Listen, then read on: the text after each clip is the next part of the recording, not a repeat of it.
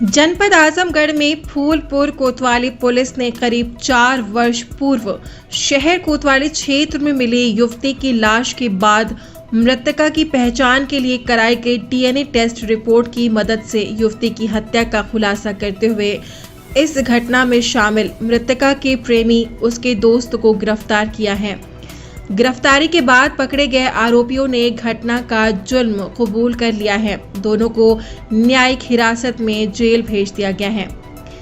घटना का खुलासा करते हुए एसपी सिटी ने बताया कि विगत 3 सितंबर 2019 को शहर कोतवाली क्षेत्र के कोल ककरहटा गांव के पास बोरे में बंद अज्ञात युवती की लाश बरामद की गई थी। मृतका की पहचान संभव न होने के कारण पुलिस ने डीएनए टेस्ट के लिए आवश्यक चीजें प्रयोगशाला को भेज दी। उधर फूलपुर कोतवाली क्षेत्र के ऊदपुर ग्राम निवासी हरिकेश ने स्थानीय थाने में 11 सितंबर 2019 को अपनी 28 वर्षीय पुत्री सोनम कुमारी की गुमशुदगी दर्ज कराई। सोनम 25 अगस्त 2019 को घर से अचानक लापता हो गई थी। मृतका की डीएनए टेस्ट रिपोर्ट पिता हरिकेश और मां इंद्रावती का मिलान कराया गया। दोनों की टेस्ट रिपोर्ट में पिता पुत्री के संबंध की पुष्टि हो जाने के बाद पुलिस ने संदेही आरोपी अश्विनी को हिरासत में लिया।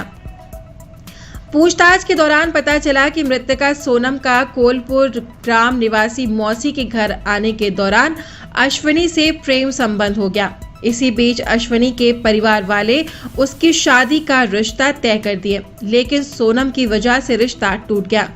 इसकी जानकारी के बाद अश्विनी और उसके पिता बनारसी ने सोनम को रास्ते से हटाने की योजना बनाई और इसके लिए अश्विनी ने अपने दोस्त सचिन को अपनी योजना में शामिल किया। योजना के अनुसार अश्विनी ने विगत 20 अगस्त 2019 को प्रेमिका सोनम को बुलाया और उसे अपने रिश्तेदार जो काशीराम आवास में किराए के मकान में रहते थे वहां ले गया।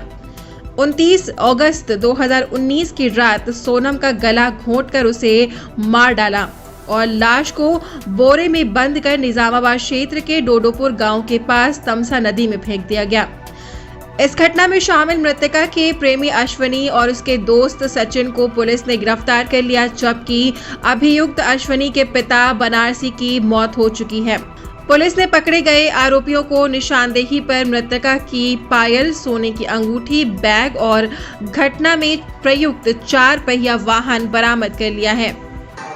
2019 में एक लड़की का शव तमसा नदी में कोल के पास मिली थी, थाना कोतवाली में, जिसमें कोतवाली क्षेत्र में मुकदमा पंजीकृत किया गया था। अभी तक ये नहीं पता लग पा रहा था कि ये शव किस लड़की का है।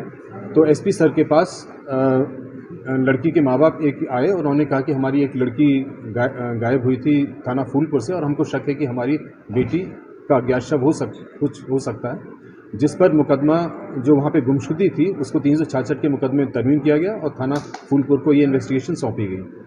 इन्वेस्टिगेशन में लड़की के माँ बाप का जो डीएनए सैंपल भेजा गया परीक्षण के लिए और परीक्षण की रिपोर्ट आई जिसमें ये पुष्टि हुई कि जो लड़की का शव के वास्तविक बायोलॉजिकल माँ बाप यही हैं जिनका हम लोगों ने सैंपल भेजा था।